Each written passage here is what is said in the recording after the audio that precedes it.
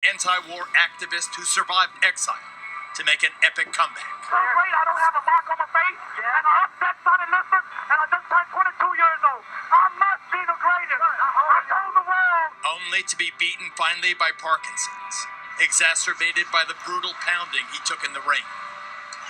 But rather than start at the end, and we will hear tributes and memorials from everyone from Hillary and Bill Clinton. Last night, a friend of mine died, Muhammad Ali. To Donald Trump, a hardcore boxing fan who will be joining us this evening. We start at one of the several peaks of Ali's legendary career, with the champ preparing to go back into battle for the third time against arch-rival Smokin' Joe Frazier. All night, all you will see is this. You all imagine what Joe Frazier's looking at all night. Frazier won the first, the fight of the century, in 1971. Ali came back to win a bruising rematch in 1974. The winner by unanimous decision is Muhammad Ali. Now comes the thriller in Manila, the eagerly anticipated rubber match that will settle for all time. Who is the greatest? And a young reporter has been granted exclusive access to Ali's humble Pennsylvania training. Ever since a kid, I wanted my own log cabin houses you picture in the woods, horses and log cabin gymnasiums and a kitchen, everything out of logs, rec room, and this is what I've designed. And now not only can I use it, but fighters can use it from now on. I noticed that the Rock had the names of all the great champs on them. Right. Who do you think was the toughest? Besides yourself, who's the greatest boxer in history? You're smart. I don't know. It's really, when I say I'm the greatest, it don't have to be. It has to say beauty's in the eye of the beholder, and the greatest athlete or whatever field is in the eye of the beholder. I think all around the greatest boxer of all times was Sugar Ray Robinson. You know, the way you honor all these champions and everything, it makes me wonder, rather, what happens to boxing after you? Well, because so many people are Muhammad Ali fans, they're not really boxing fans, they're not fight fans. No more. Boxing will continue, but the people who follow me may miss me for a while, but they'll get used to another one. I remember when Kennedy was president, after Johnson came, he looked kind of odd. He didn't look like his president. After watching him for a while, we got accustomed to him being president. And after I leave, there'll be other fighters, but things might slow a little. But in another generation or so, they'll remember that they won't hardly remember me because the kids will then follow the one they follow. The way you are in public has changed. The way, you don't brag the way you used to brag so much. And, when you talk about things that, transcend or are more important, bigger than boxing. And bragging and all that was good for publicity and good for promoting fights. But then after a while, after becoming a Muslim and finding out that Allah, God is the greatest, no man is the greatest, I'm the greatest, and we're not the greatest, God's the greatest. And after hearing this, it humbles you because it's the truth. What do you think you could do for me? I get in a lot of situations, going into Well, if you run into a fella like me, he's like, the best thing to do if you ever get in trouble is to put your guard on. Let me see your guard. All right. You want to go in the ring? Yeah, come on.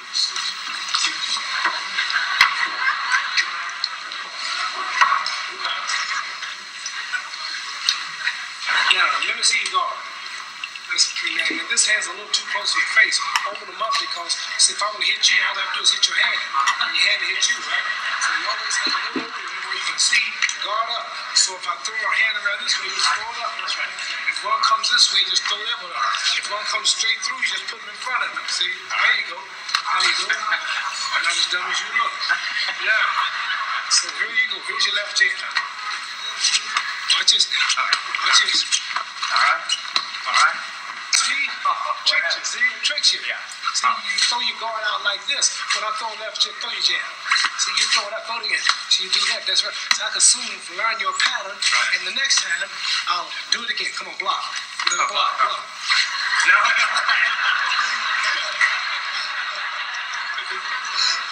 A foolish mistake. I like your show and I admire your style. If you hit me like that again, you won't film for quite a while. You know what you look like with no clothes on? You look like a chicken with his feathers picked off. Come on, Paul. See that block? See? You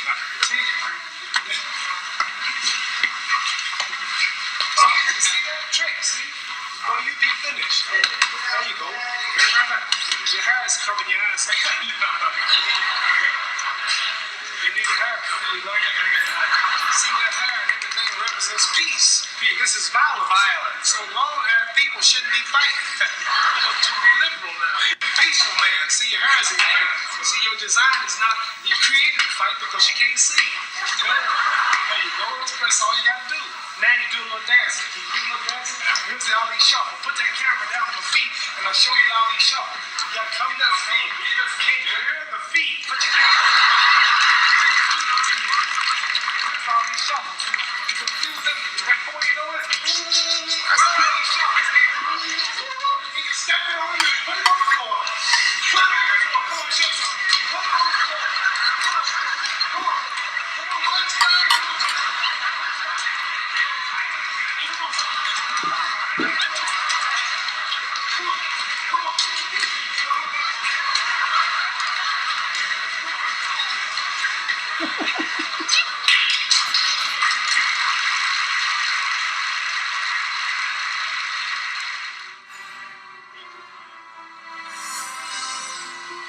The 20th century's greatest athlete in any sport. He refused to follow anyone's script or anyone's conscience but his own. And while we know he was admitted to Honor Health Hospital in Scottsdale, Arizona for treatment of a respiratory ailment on Monday, his death was a stunning surprise even to those of us who've been following his ultimately losing battle with Parkinson's disease. Fox News correspondent Matt Finn is live on the scene with the details on the champ's final fight. Matt, what happened? Good evening, Geraldo. Well, first, I'd like to briefly show you this memorial that's growing outside of the hospital here in Scottsdale. People leaving behind flowers, balloons, and even boxing gloves. Now, as far as what happened, a family spokesperson and a close friend tells us that even though Muhammad Ali was getting up there in age and was battling Parkinson's, his death came as a shock. The family spokesperson says Ali became ill around Monday night. The family expected he would bounce back, as he always did.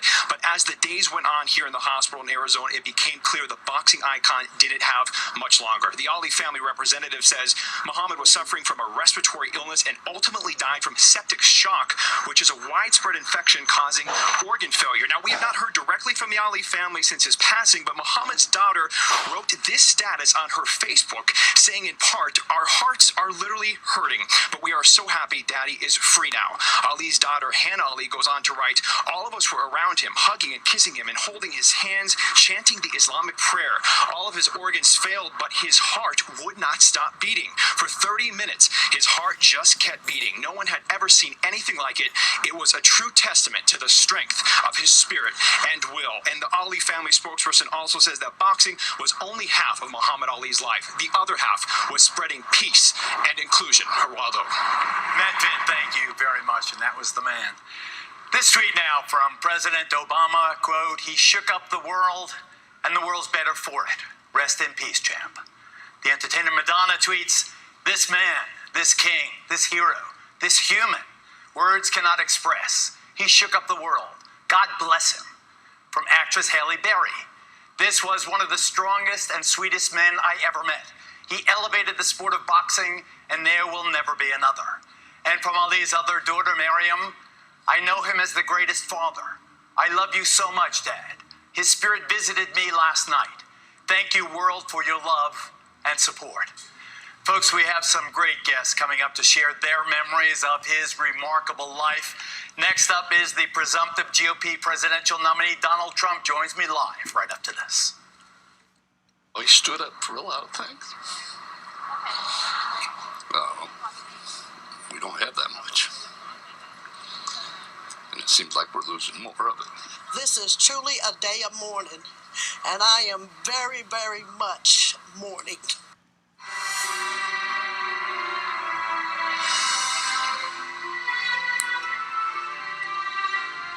Looks like we missed most of the show. Yeah, there's no way to restart it. With DirecTV, there is. You see, we got the power to turn back. When you say the greatest of all time is in the room, everyone knows who you mean. It's quite a claim to make. But as Muhammad Ali once said, it's not bragging if you can back it up. President Bush, one of the many dignitaries from around the world who, beginning this morning, have been sharing their feelings about the champ's sad passing on social media. Former President Bill Clinton, who along with the comedian Billy Crystal and the veteran broadcaster Bryant Gumbel will be eulogizing the champ on Friday, wrote, "Goodbye, my friend. You were great in so many ways." His wife, the former Secretary of State Hillary Clinton, tweeted, "Muhammad Ali really was the greatest, unmatched not just in power and skill, but also in courage and conscience, thinking of his family." So is my next guest. Donald Trump and I are both big boxing fans who have shared a few ringside memories of our own. The presumptive Republican presidential nominee joins me live. Mr. Trump, thank you very much for being here. I wonder, did Ali teach you how to torment your opponents? Well, maybe he did. I don't know. When you think about it, Geraldo, he was a fantastic guy. He was really two different people. He was the nicest guy in the world, as you know, because you knew him well. But outside of the ring and inside the ring, he was this incredible competitor. He was really something special. But he was very special outside of the ring also. Outside of the ring in 2007, he gave you the Muhammad Ali Award. We have a picture of it in 2007. How did you feel getting that honor, and would you accept it today? Well, I'd love it. I mean, he was, he was something, and he wanted me to get that award. And we raised a lot of money that night for charity. He was very charitable, and that was in Arizona. And we raised a tremendous amount of money that night, and very big numbers. And he was so happy about it, and that was one of my great honors, actually. And when you saw him, that was the beginning of the deterioration. How'd you feel, Mr. Trump? Well, I had seen him before that, and he was hit hard. It was amazing the way he handled it. He went so long. He really went so long. He's been, going through a lot for 20 years. But it was tough to see him because I knew him the other way. Also, I knew him when he was, fighting, and he was very special. I've always said he might have been the most beautiful athlete I've ever seen in terms of the beauty of an athlete. I agree with it. Was he the greatest fighter ever? Look, you've had some great fighters. I noticed he said just now Sugar Ray Robinson. I've seen him, and he was great too. There's some great fighters, but I think when you add the package up, there was nobody close. If you had everything in terms of the poetry and what he did outside of the ring and inside of the ring, then I would have to say there was nobody close. As far as fighting is concerned, he was certainly right up there. There's no question about it. Times have changed. Politics have changed. In December of 2015, when you kind of announced your proposed temporary ban on Muslim immigration, the statement was released, at least in the champ's name. The headline was "Presidential Candidates Proposing to Ban Muslim Immigration to the United States." And this is the quote purported to be said by the champ Muhammad Ali: "We as Muslims have to stand up to those who use Islam to advance their own personal agenda." Was he speaking to you, and how do you respond? I don't know if he was or not. I don't think so, actually. But I don't even know who released the statement because, who knows who released it? I have a feeling he wouldn't have said that to me, and I don't know that it was directed at me. There was a lot of anger at that time, and there still is, obviously, because of what's going on. And I really don't think he did, but, who knows? When you see Muhammad Ali's life in the context of the current political discussion, and with your incendiary proposal and the reaction to it just as inflammatory in many ways, when you ponder the man, do you wish you had spoken less generally about Muslims in America? Well, look, we have a problem. It's a worldwide problem, and it's the radical Islamic. I mean, we're talking about radical Islamic terrorism, and I think you would have to say that it is a problem, and it has to be discussed, and it has to be talked about, and it has to be solved. It's a difficulty that the world has, and if we don't talk about it, whether it's ISIS or whether it's Al Qaeda or whether it's so many other things and people going on, it's something that has to be discussed, and if it's not discussed, we're not going to solve the problem. In in the minute I have left, I want you to wrap up your feelings about Muhammad Ali in the context of him being a Muslim in America, Donald Trump. Well, I think he's a great man, and I think that he was something very, very special. And the fact that he was Muslim was a tremendous thing, I think, because it really gets people thinking and gets people thinking even more. And I know many Muslims, and they're tremendous people. I know very, very great people, and they're Muslims, so I understand that. But Muhammad certainly was one of the great people of the world, and I think it's fantastic that he was Muslim. You and I have to have our talk about Hispanics, but that I'm going to leave that for another night. I really appreciate Donald Trump. I really appreciate your Thank you very much. coming on. It really was very, very nice of you to take the time. I'm a big fan of yours also. Thanks a lot, Geraldo. Take care. Catch another fight. Good. Okay, folks, there's so much more. We appreciate every one of our guests. Coming up later, a prominent black man who's just endorsed Donald Trump's legendary boxing promoter, Don King, will be live. Much more after this. I am the king of the world. Hold it. Hold it. You're not that pretty. I'm a bad man. I shook up the world. I shook up the world. I shook up the world.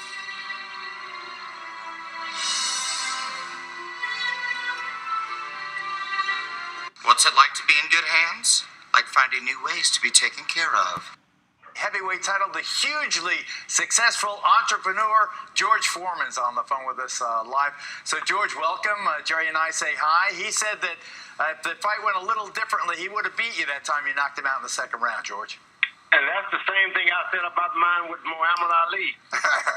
Give us your reaction to the terrible news, George. You know, I always had, whenever I boxed or say anything, I could look to the left, to the right, and I think, is Muhammad Ali watching this? Can he hear me?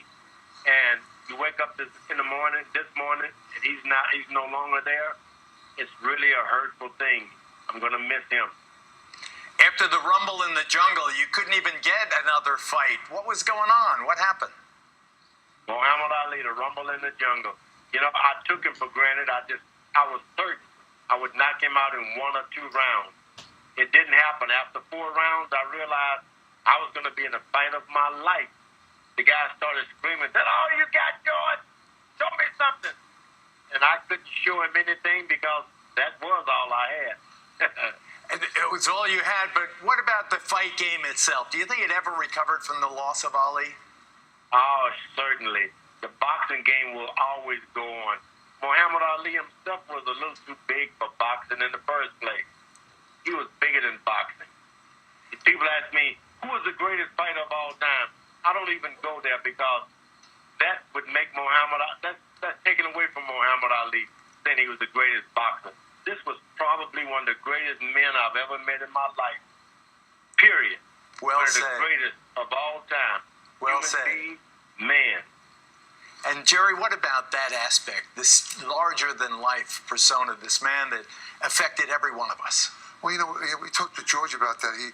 I asked him if he ever caught Ali heavy with a great shot, because most punches you love to get the guy. He said he did, and he said Ali said, "I got through it," and Ali would, and that changed the fight. The fight game is great. It's strong. The heavyweight division is lacking right now, but the other divisions are very strong. I don't know if you get a chance to. I follow it regularly, and we got a lot of great fighters. You know, wait till I see the light heavyweight division, the middleweight division. It's strong. Is it like a Muhammad Ali? There's nobody like Muhammad Ali. He could have been the greatest football player ever. He could have been the greatest baseball player. He could have done it all.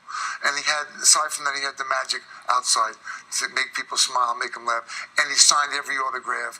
He made every kid smile, made everybody joke. I mean, how could you beat that?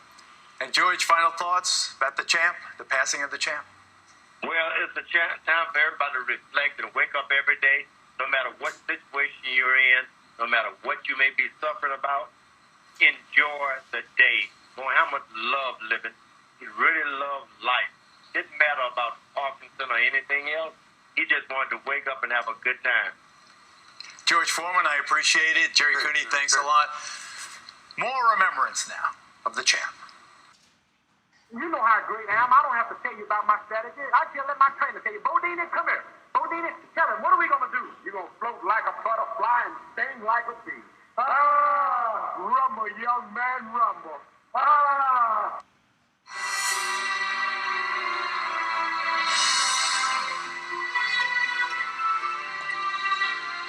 are you doing right now? Making a cake. Ayla reminds me of like a master chef, and Emmy reminds me of like a monster chef. Oh. I don't see cake, I just see mess. It's like awful. It feels like I'm not actually cleaning it up. What's that make mommy do? What's that? Swiffer what, Jet? So much stuff coming up. This is amazing. Whoa. Wow. Now I feel more like making a mess is part of growing up. Stop cleaning. Start Swiffering. When it comes to small business, she's in the know. So strap yourselves in for Action Small Business Edition. Oh no! I'm up to my neck in operating costs! I'll save the day! For plumbers and bakers and scapers of lawn. 8 years old, I was told that I could be like Ali. And he said, you know, and said, if you listen to Paul Rush, you don't quit. And you know, you got to have confidence. And one thing that he said by Ali that helped all around the world, he had confidence. Because to speak the things and say the things that he said, you have to have confidence to speak out. To speak out, that was the former heavyweight champ, Evander Holyfield. Welcome back live. My next guest has just endorsed Donald Trump for the presidency. That's another story. Don King, the legendary promoter who took Ali to multi-million-dollar stardom, joins us live from Las Vegas. Don, great to see you. So tell me, did you decide to take boxing overseas? Was it your idea to go to Zaire, to go to the Philippines? Where'd you get that idea? That is the idea. First of all, let me say that I love Mohammad, and Mohammad is a fighter for the people.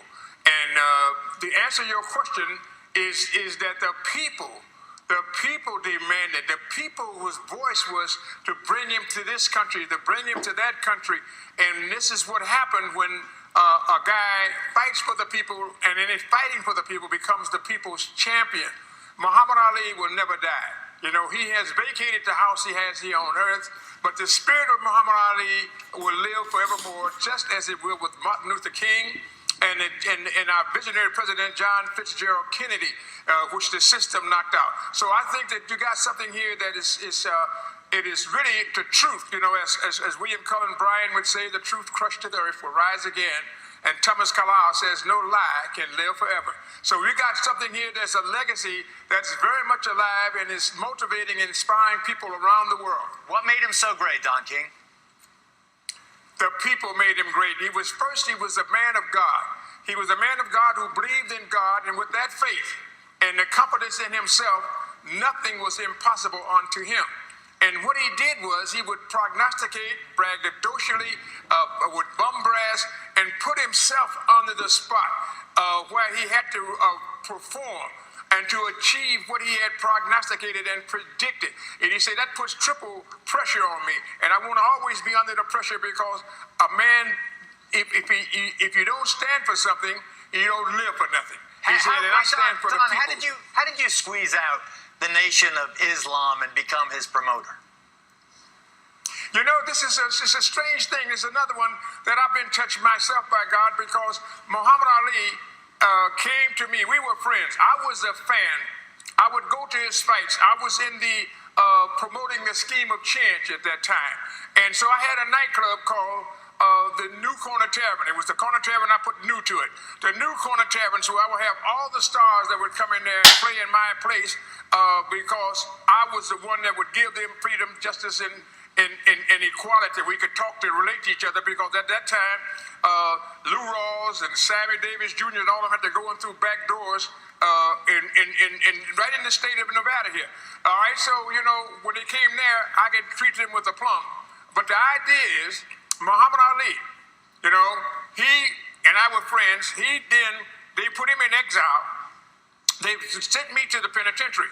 But in the process, while we were waiting for the interlude, me and Ali would be together. All right, so now when I get, Muhammad Ali comes out of exile and takes on Jerry Quarry 7-8 months before I come out of the penitentiary.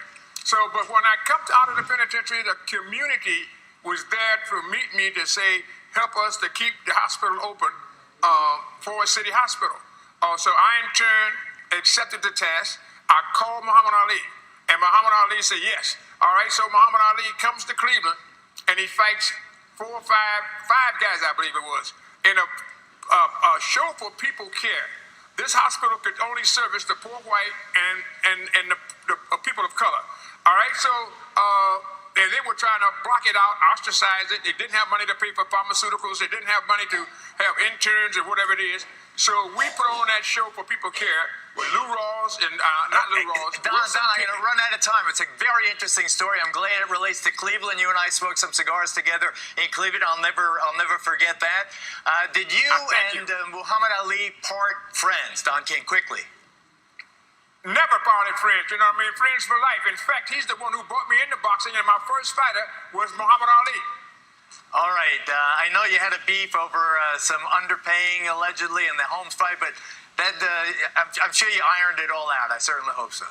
You know, it's not true. It doesn't. Listen, what do you say is the system? That is why when you said that I endorsed Donald Trump, I endorse the people. That's the difference. You got to put the shade of the toothpick beats the hot boiling sun. You got to understand, I endorse the people. So all you right, got to Don be King able to is live with what endorsing it the is. people, and I've got to endorse the next commercial. Thank you very much. It is.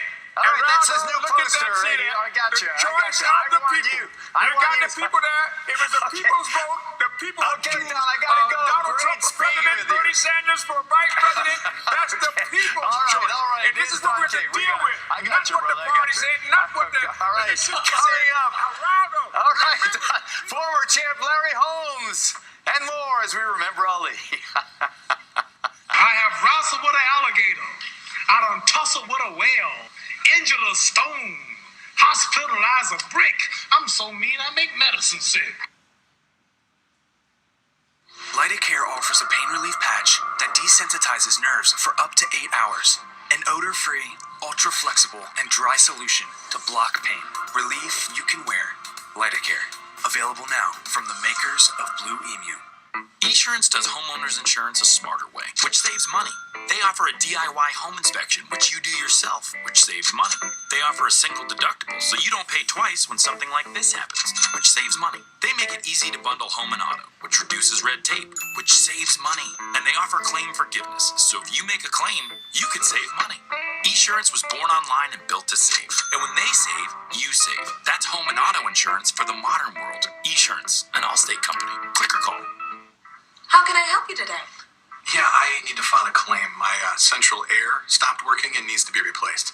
Oh, sorry, your homeowner's insurance doesn't cover air conditioners. So what do you cover? Well, home damage from things like earthquakes, volcanoes, a zombie apocalypse. Zombie apocalypse. Covered. But not my air conditioner. But his air conditioner would have been covered with a home warranty from American Home Shield, plus major components of 20 other home systems and appliances, like his electrical system, plumbing, oven, refrigerator, washer, water heater, and more. Homeowners insurance can cover what might happen. Zombies are coming! But a home warranty from award-winning American Home Shield helps cover what will happen. Now the dryer won't work. Life happens. Have a plan. Get a home warranty from American Home Shield. For valuable free information, call 1-800-939-6968. You fill up my senses like a night in a forest, like the mountains in springtime, like a sleepy blue ocean. You fill up my senses, come fill me again. Come, let me love you, let me always be with you. Come, let me love you, come love me again.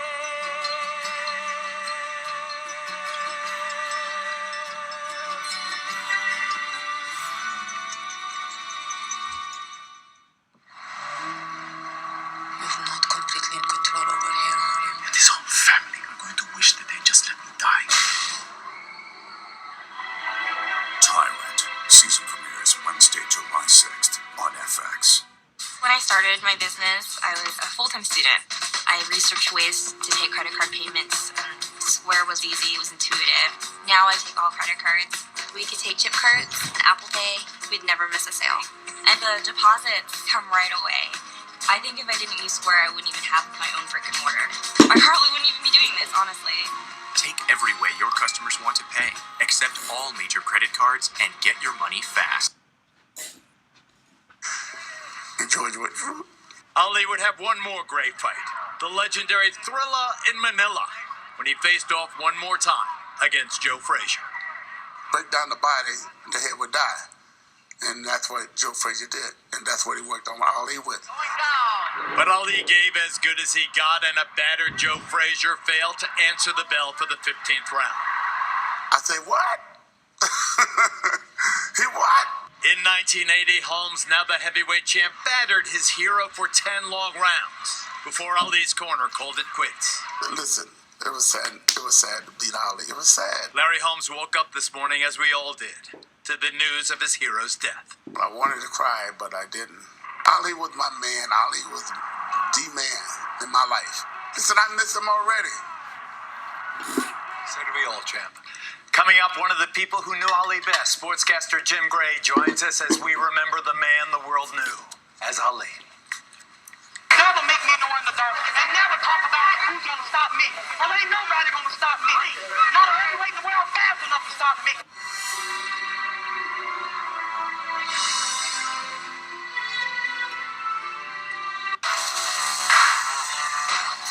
The grill of all grills is made by grillers. One word to describe. One or visit protectmybudget.com for a free no obligation quote. They brought this on themselves. Now it's war and I want them dead. The fleas and ticks? Their whole gang. We can do that.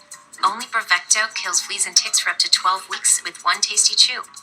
Starts killing fleas in 2 hours and kills nearly 100% in under 12. The release of natural pain blockers that block pain signals in your body. Quell is FDA cleared for use 24/7, so you can experience chronic pain relief whenever you need it.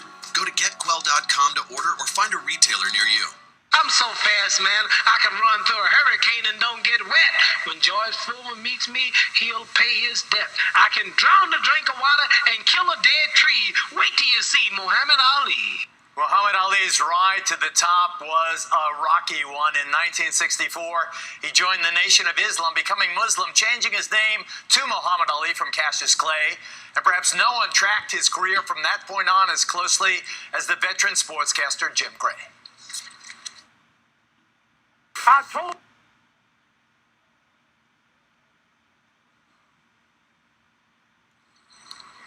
All right, we have some problems with that one. We'll fix that up. Meantime, joining me right here live in the studio, my next guest was a ranked heavyweight. He had his own memorable brawl with Muhammad Ali. We welcome the heavyweight contender Chuck Wepner, the Bayonne Brawler. Isn't that what they called you? Well, the Bayonne Bleeder. But some people call me the Brawler, the Battler, but the big name that most people call me was the Bayonne Bleeder because I had 328 stitches over my eyes. I used to get cut a lot. Never down or out except with Ali in the 15th round, but I used to get cut. How did you last that long against this champion? Well, I trained full-time. You know, I was always a part-time fighter. I was never subsidized. And I used to have to do my road work in the morning, work during the day, and train at night. And for that fight, Don King sent me to camp. And I spent 7 weeks up in camp, and I got myself in great shape.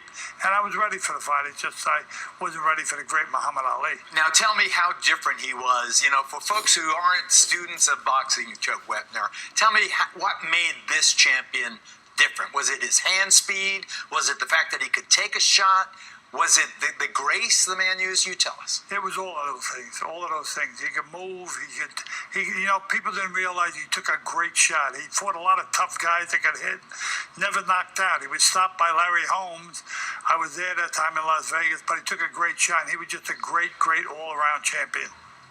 And your feeling when you heard the news, I know you brought a butterfly into the studio. Yes. Why of all things? Well, at 8:15, I was doing a radio interview with somebody, and my wife come running in and said, honey, in my bathroom, there's a big butterfly, and I swear to God on my children, it's the truth. I went in, and there was a butterfly in there, and I said, you know what? That's Muhammad Ali reincarnated float like a butterfly, sing like a bee.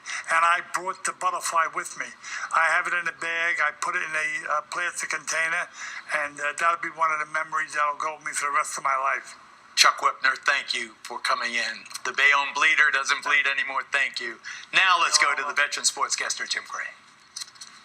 Cassius Clay is a name no more, is that right? Yes, sir. It's Muhammad Ali.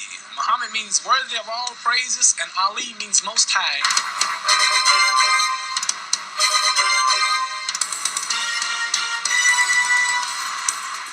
Being the heavyweight champion of the world was something that everybody aspired to and admired and held in lofty standard.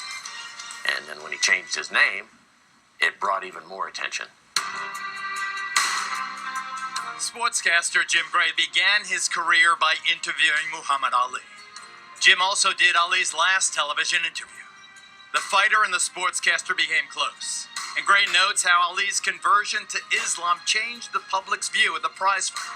He had taken that position and now forced people to look at him for what he was thinking outside of the ring, not just his sporting and athletic aspect. One thing much on his mind was Vietnam and the draft.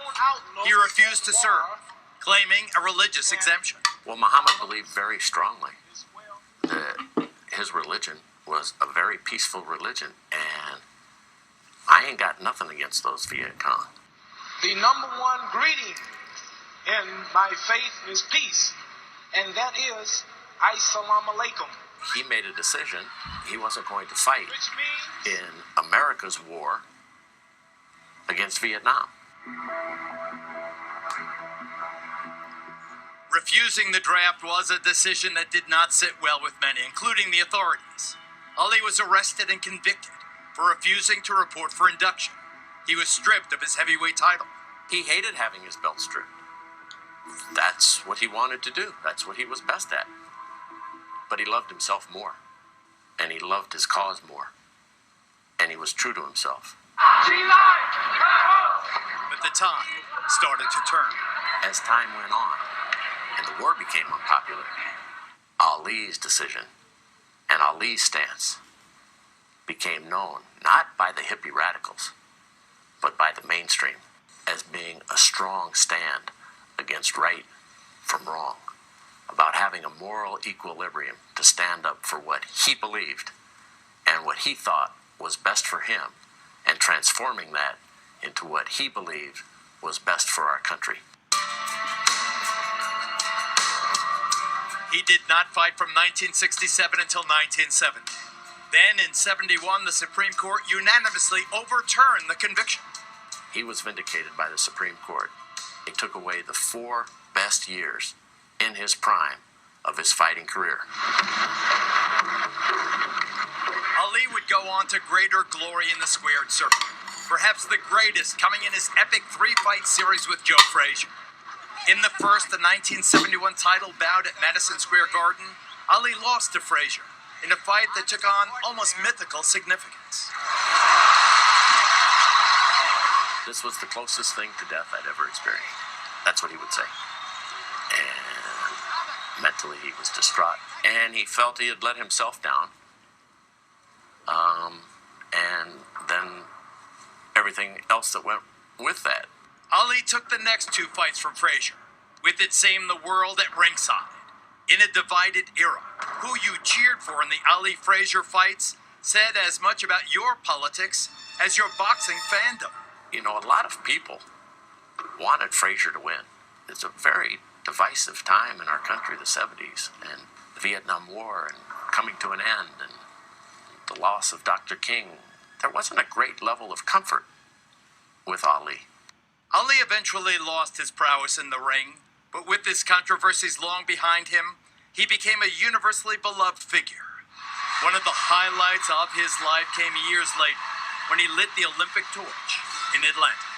In 1996, as a world icon, he lit the torch and held the flame for peace, harmony, and coexistence. Jim Gray, thank you very much. Coming up, ladies and gentlemen, saying goodbye and good night to the champ. We'll be right back.